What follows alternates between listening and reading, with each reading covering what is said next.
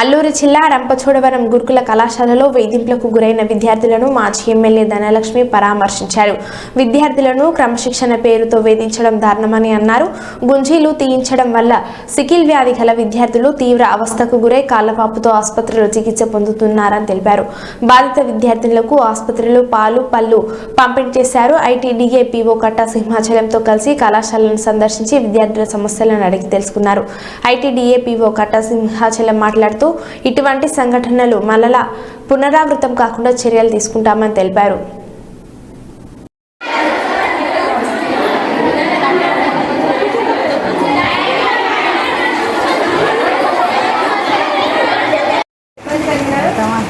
మీరు చక్కగా ఉండండి. వాళ్ళు కావాలని నేను ఇబ్బంది పెట్టి ఖచ్చితంగా మేము అధికారుల్లో ఉందా లేకపోయినా ఎప్పుడు మీతో ఉంటాం. సరేనా? మా ఫోన్ నెంబర్ గట్టా ఇస్తాము. కట్టగా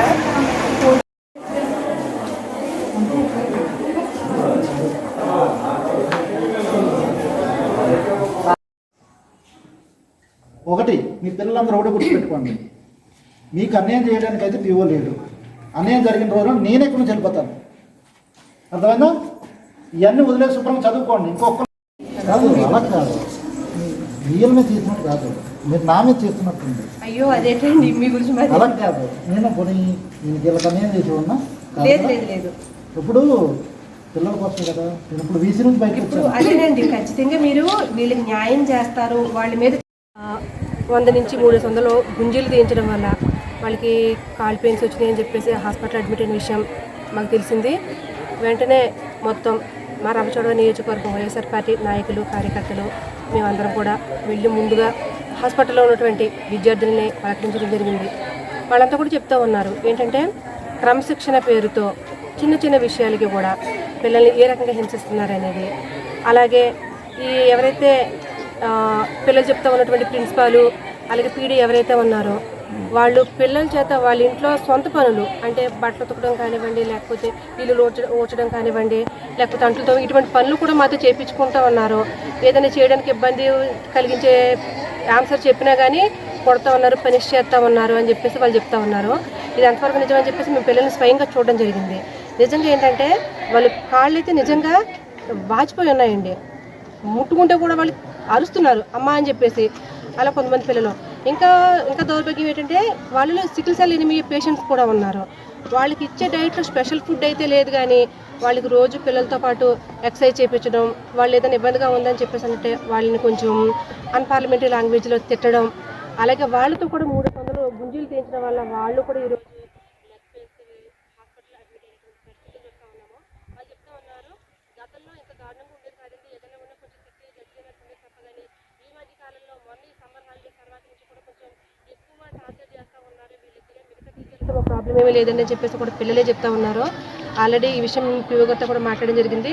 ఆవిడ మీద చర్యలు తీసుకున్నారు. ప్రస్తుతం విధుల నుంచి ఆవిడని తప్పించడం జరిగింది. వైస్ ప్రిన్సిపాల్కి ఎవరైతే ఉన్నారో ఆవిడకి ఛార్జ్ ఇస్తూ ఉన్నారని చెప్పేసి పీఓ గారు కూడా చెప్పడం జరిగింది. ఖచ్చితంగా ఇటువంటి వాళ్ళు మా నియోజకవర్గంలో, మా గిరిజన నియోజకవర్గంలోనే, ఎందుకంటే పిల్లలకి బయటికి వెళ్ళి చదువుకునేది ఉండదు. అటువంటి పిల్లలందరికీ మంచి చదువులు అందించాలనే ఉద్దేశంతో ఏదైతే ఇక్కడ ఇటువంటి ఆశ్రమ స్కూల్స్ లేకపోతే ఇటువంటి ఏపీఆర్ స్కూల్స్ పెట్టి ఇక్కడ పిల్లల భవిష్యత్తు వాళ్ళకి అప్పగిస్తూ ఉంటుంటే అటువంటి టీచర్లు వాళ్ళ ఇంట్లో పనులు చేయించుకోవడం, పిల్లల పట్ల ఎంత అమానుషంగా ప్రవర్తించడం అనేది చాలా తీవ్రమైనటువంటి పరిస్థితి. ఖచ్చితంగా ఆ టీచర్ల పట్ల కానీ ఎవరైతే పిల్లల పట్ల ఇలా ప్రవర్తిస్తూ ఉన్నారో ఆ టీచర్ల పట్ల, ప్రిన్సిపల్ పట్ల చర్యలు తీసుకునే వరకు కూడా దీన్ని మేమైతే వదిలిపెట్టే పరిస్థితి ఉంటుందో. ఎందుకంటే గతంలో ఈరోజు మేము అధికారులు లేకపోవచ్చు, గతంలో మా వైఎస్ఆర్ పార్టీ అధికారంలో ఉన్నప్పుడు ముఖ్యంగా రాష్ట్రం మొత్తం ఈరోజు చెప్పుకుంటూ ఉన్నారు.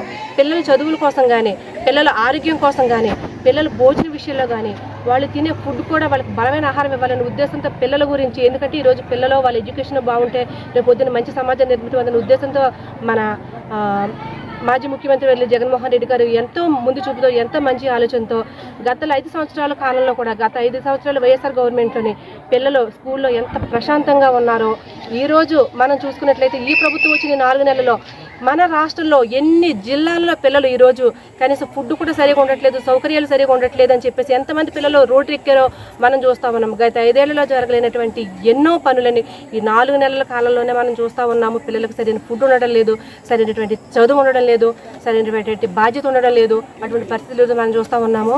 ఖచ్చితంగా మన ప్రభుత్వంలో ఏదైతే మన ప్రభుత్వాలు అధికారులు ఉండగా పిల్లలు సేఫ్గా ఉండాలనే ఉద్దేశం చూస్తామని ఈరోజు మేము అధికారులు లేకపోవచ్చు, కానీ పిల్లలకు సంబంధించి కానీ లేకపోతే ఇతర దేనికి సంబంధించి అయినా సరే కానీ అనుచితంగా అమనుష్యంగా ఎవరు ప్రవర్తించినా సరే మేము మా పార్టీ నాయకులు మా వైఎస్ఆర్ క్యాడర్ అంతా ఎప్పుడు కూడా బాధితులకు ఎప్పుడు కూడా అండగానే ఉంటాము. ఈ విషయం అయితే ఎంతతో వదిలిపెట్టేది లేదు. ఎందుకంటే వీళ్ళందరూ కూడా మా గిరిజన బిడ్డలు, ఖచ్చితంగా మా గిరిజన బిడ్డలకి ఇటువంటి పరిస్థితి వచ్చినప్పుడు ఖచ్చితంగా అవతల వ్యక్తి ఎవరైనా సరే కానీ వాళ్ళ మీద పోరాడడానికి మేము అందరూ కూడా సిద్ధంగా ఉన్నామని చెప్పేసి మీకు అక్కడ తెలియజేసుకుంటాము. Thank you.